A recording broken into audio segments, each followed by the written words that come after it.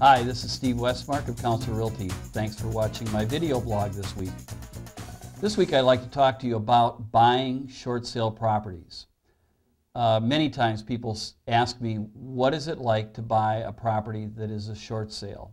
Now, a property that is a short sale, as you heard in earlier video blogs we have, are things where sellers are upside down, where they owe more against the property than what it's worth, and they're looking for a bank to agree to selling their home for a lower price and forgiving the debt.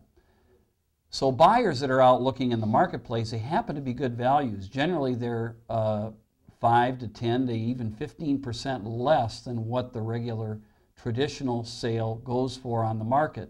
But in order to be able to buy a property at that price range, there's three things that you have to have. Number one, you have to have flexibility. When you write a purchase agreement on a short sale, you're going to be writing a purchase agreement with a seller who's going to agree to a price and terms that's acceptable to them, that then is sent on to a bank that takes 2 or 3 months to be able to get an answer for. So you can't have a specific closing date, so that means that you as a buyer have to be able to have flexibility in when you can close.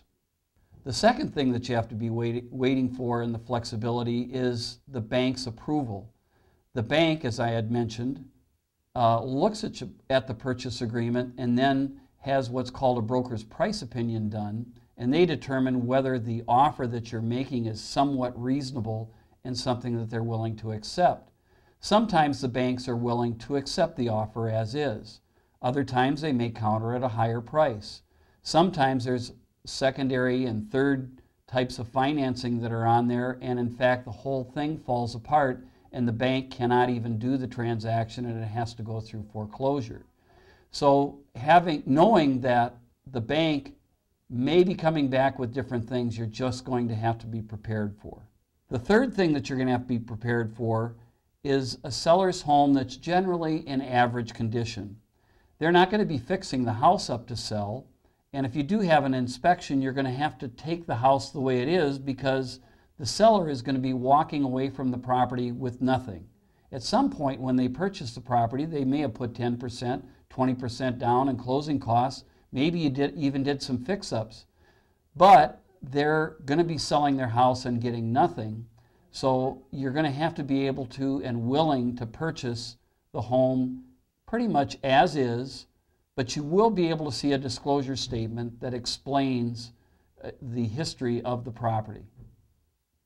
Well, hopefully this gives you some insight into short sales. I'd be glad to meet with you and talk to you about how you can buy a short sale property. I've helped many a buyer purchase them and had successes with them, and I've also had them where they didn't go through. But that's how I help people through the process and making it a good process for them in the short sale. Make it a great day. Thanks.